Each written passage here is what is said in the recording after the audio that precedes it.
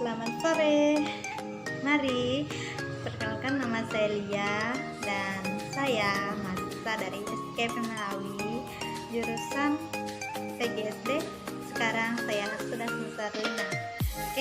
Saya akan menjelaskan tentang materi saya, yaitu tentang strategi pembelajaran keterampilan menyimak.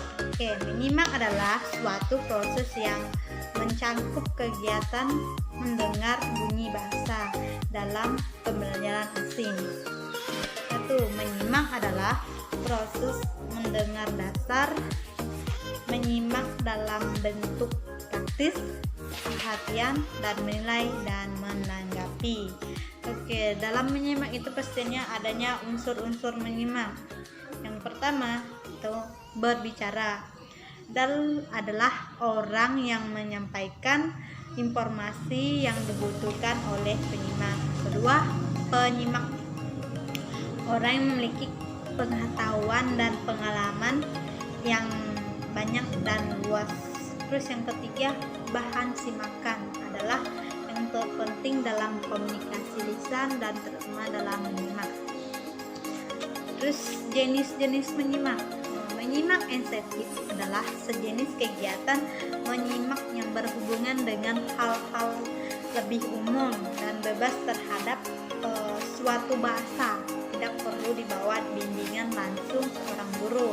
Terus yang keduanya itu menyimak insentif, dalam menyimak yang diarahkan ke dalam suatu yang jauh lebih diawasi, dikontrol terhadap suatu hal tersebut. Terus yang ketiga, menyimak sosial adalah biasanya dilakukan secara langsung dalam situasi sosial, tempat orang yang mengobrol mengenai hal-hal yang menarik perhatian semua orang. Terus yang keempat, menyimak sekunder adalah sejenis menyimak secara kebetulan dan secara insentif. Terus yang selanjutnya itu pastinya ada tujuan menyimak. 1. Menyimak untuk belajar. Yang kedua, untuk menikmati. Yang ketiga, menyimak untuk evaluasi. Terus yang keempat, menyimak untuk mengapresiasi. Yang kelimanya, menyimak untuk berkomunikasi.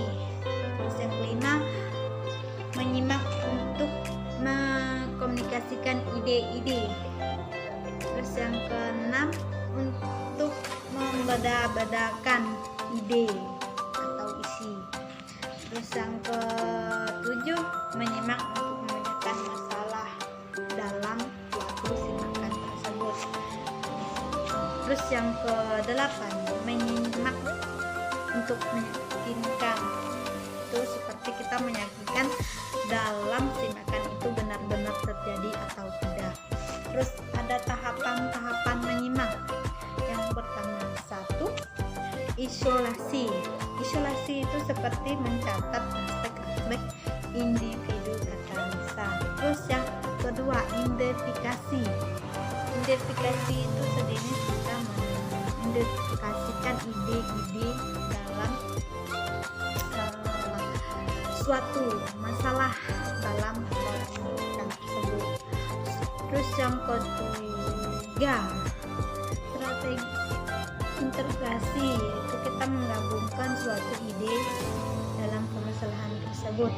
Terus yang keempat, inspeksi, itu kita menganalisis